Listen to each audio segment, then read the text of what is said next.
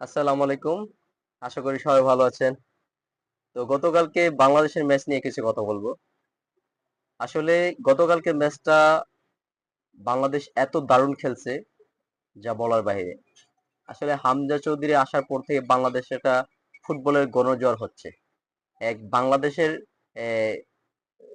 Ronaldo বলতে পারেন আমাদের হামজা, নেইমারও বলতে পারেন আমাদের হামজা, মেসিও বলতে পারেন আমাদের হামজা। এই হামজা কিন্তু আমাদের হবিগঞ্জেরই ছেলে।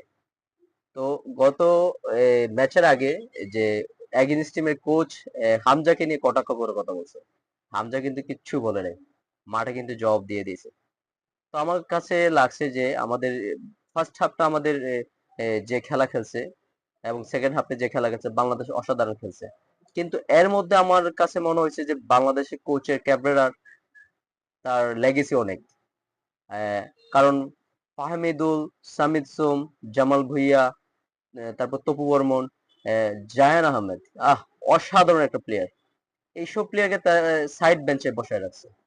আসলে ওরা খেলার উঠার পর থেকে, মানে মাঠে যখন ওরা নামলো, জায়ান আহমেদ ইনক্রেডিবল। সামিদ সোম, মানে একটা এক্সপিরিয়েন্সি যে একটা মনোভাব, সামিদ সোম প্লাস তপু বর্মন এবং জামাল ভুঁইয়া। তো এসব প্লেয়ারকে সাইড বেঞ্চে কিভাবে একটা এত বড় ম্যাচে রাখা হয়, তাও এফসি কোয়ালিফায়ার ম্যাচ, যা আমাদের বাংলাদেশের আমাদের সাব এশিয়ার মধ্যে বলতে পারে এটা আমাদের ওয়ার্ল্ড কাপ।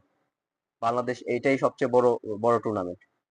তো আসলে এই এই জিনিসগুলো আসলে আমাদের খুব দৃষ্টিগোচর লাগছে। আর জিনিসটা হচ্ছে হামজা চৌধুরী যে দায়িত্ববোধ নিয়ে খেলে, যে আসলে আমাদের আসলে ব্যাড লাক, মানে এত সুন্দর খেলা খেলো, আমাদের রেজাল্ট গুলো আমাদের পজিটিভ ছিল না। কেন ছিল না? কারণ হচ্ছে ক্যাবরেরা, ওনার মোস্টলি ওনার আমি জানি না উনি উনি কিভাবে নেবে বিষয়টা। আসলে ওনার অনেক অভিজ্ঞতার অনেক কি কি রয়েছে, ঘাটতি রয়েছে।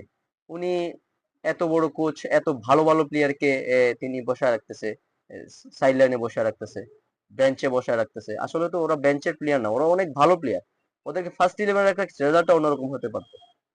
তো এখানে আমি বলবো বাংলাদেশের যে প্লেয়ার গুলো আছে ওরা খুবই ভালো করতেছে, ভালো করবে আশা করি। আসলে আমাদের মিস্টেকে যে গোলগুলো আমরা কনসেপ্ট করছি, এই গোলগুলো আসলে হওয়ার কথা ছিল না। এই গোলগুলো খুবই বাজে গোল। ওরা কিন্তু খেলে গোল দেয় নাই, ওরা আমাদের মিস্টেকেই গোলগুলো হয়েছে। তো আসলে আমরা কামব্যাক করছি লাস্ট পর্যন্ত 1 মিনিটের সময়, 100 মিনিটের সময় আমরা লাস্ট ফিউ সেকেন্ড বাকি, এই সময় আমরা গোল কনসেপ্ট করে 4-3 ব্যবধানে গোলে মানে হেরে যাই। আসলে এটা দুঃখজনক। এবং যেই মুহূর্তে সামিদ সুম গোলটা করছে,